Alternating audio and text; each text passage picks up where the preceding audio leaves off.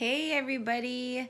So I've been getting bombarded with questions about my surgery, and I initially wanted to post a full on before, during, after video, but I know my recovery is going to be a couple more days, and I just literally keep getting questions. So I'm going to just do a small video. Well, it's probably not going to be a small video because there is a lot of questions, but I'm going to do a video regarding all of that stuff, and then later on you guys can see my edited film. Anyways, so for everybody that knows, I had a breast augmentation done. Yay me.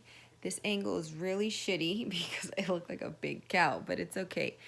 I'm 3 days post-op right now, which today is the 25th, maybe? I'm not really sure. So yeah, questions. Let's just jump right into it.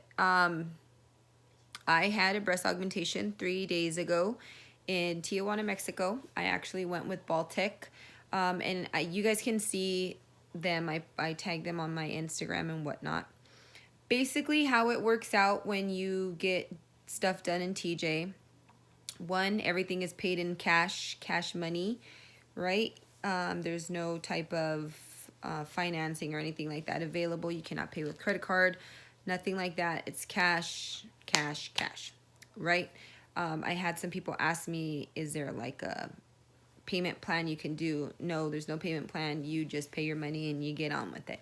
You can get surgery in as quick as a week. There's not much, prior stuff needed, honestly. And sorry if I get like really winded when I'm talking, but there's just a lot of pressure on my chest right now, and so that's where I'm at. But anyways, basically what happened was I reached out to one of their doctors directly because I had the number from a friend who has had work there, has had work done there. So I reached out directly to them. She messaged me back. We kind of went back and forth. I sent pictures. She let me know what was needed, what I wanted, and everything of that sort. As far as like I would have to have a periareolar lift, if I'm saying that correctly. I'm not the best, but that's basically when they cut around your nipple.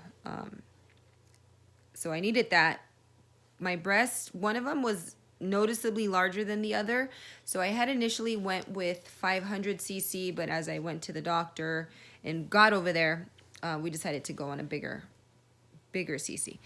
Anywho, reached out to her, got everything set up, let me know the price, and we got it from there. I didn't go prior to my surgery date. I literally went on my surgery date to Mexico, and my biggest fear was I was going to be turned away because my labs weren't going to be to where they're supposed to be, because realistically, depending on where you're coming from, I'm sure I could have scheduled a pre-op appointment, but just the way my scheduling was set up, I couldn't take time off prior to my actual surgery date. So I went over there with the grace of God that I was going to pass my labs and be able to have surgery, because I would have been devastated if I didn't and I had to come back home.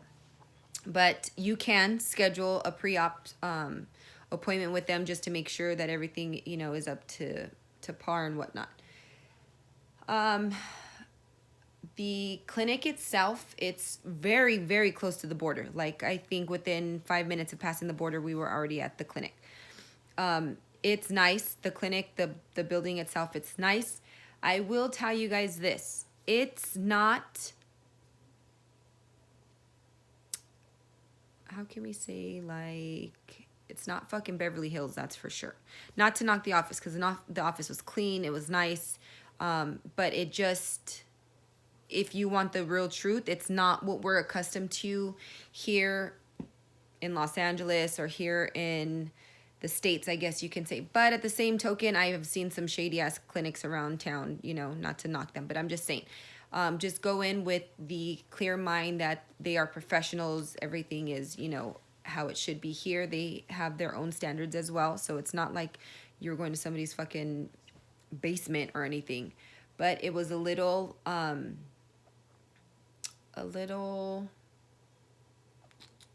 what's the right term I want to use? I want to say maybe it was just a little aged, maybe, I guess. The room was nice. I personally didn't have to share a room with anybody. It was just me by myself. Since I had the breast augmentation, I was able to go home the same day. I didn't have to spend the night. So that was great. Once I got there, the nurses were really nice. They took care of me. They were, you know, making sure I was okay. The main thing that I really, really loved about the clinic is every single person I talked to kept asking me, do you have any questions? Are you okay? Is everything okay? Do you have any questions? Like, they just wanted to make sure that you were comfortable. And I will also tell you guys that if you go or plan to go to TJ, one, it would be a bonus if you spoke Spanish. Two, if you don't speak Spanish, you will need a translator to calm your fucking nerves, because they were in there speaking Spanish, and I was just like, okay, bitch, what the fuck is happening? Like, what is going on? Anytime you're having any type of medical procedure done, whether it's here, out in the States, whatever, you just want to know everything. You want to know all the information. You want to know what people are talking about around you. You want to know what's going on. And for me, because I wasn't understanding, it made me really nervous. Like, I was prepared for the clinic. I was prepared for the surgery. I was prepared for it all. But that really did throw me in a loop once I was like, oh my gosh, I'm really here and I don't fucking speak Spanish. Like, what was I thinking? It didn't even cross my mind. But the nurses, they did speak English, not very, very well, but they did speak English. The doctor spoke English, which was great. So you're good. Well, my actual surgeon didn't speak English, but we had a translator, another doctor that was a translator. So that was really good. And they get you set up with your IV and all that stuff. And then once, you know, you get marked up, you go talk to your doctor. My doctor was Dr. Jesus Manuel. I want to say it's pronounced Baez. Me personally, because I'm a coconut, I will just say Dr. Baez, right? Because that's what we talk about. That's how we say it. But I'll write in his info there. And he was awesome. He was letting me know like what was going on and how my breasts were looking and how he wanted them to look. And our concern was more so for my left breast, because it was noticeably larger than the right, and because I was having that periareolar lift. If that's how you're fucking saying it, right? Don't knock me. But we had a possibility that we were going to go in and do the lollipop incision under here, because this one was noticeably bigger.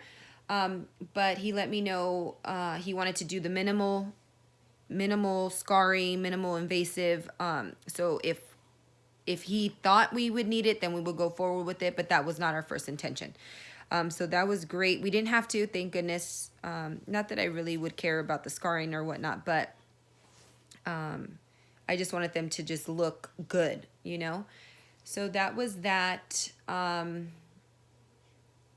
What else are girls asking me about? I ended up going in with a 600cc. He thought just a fuller overall look would be better for me, for my body. I get asked a lot. I'm 5'7", 159. So they go with me, I feel.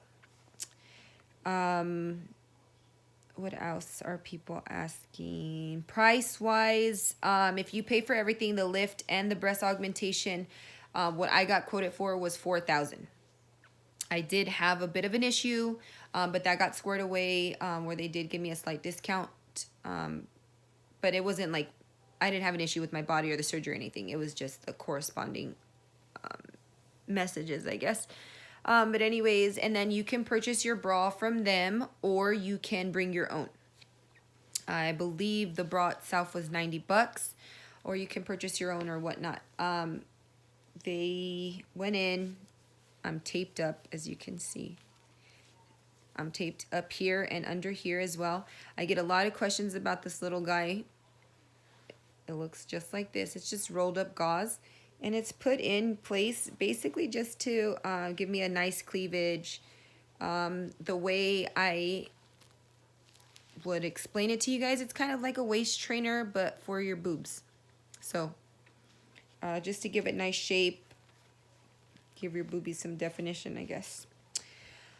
Um, and pain-wise, pain level, I seriously was overanalyzing the whole damn situation. I thought I was going to be jacked up. No. If anything, more pressure. If you want to consider that pain, then go ahead. But I'm not like, oh my gosh, I'm in pain, give me my medicine. Not at all. Today is my 3rd day post-op, and it's probably been the toughest day. And obviously, after a surgery, probably day 3 or 4 is going to be your toughest. I have minor bruising around my boobs.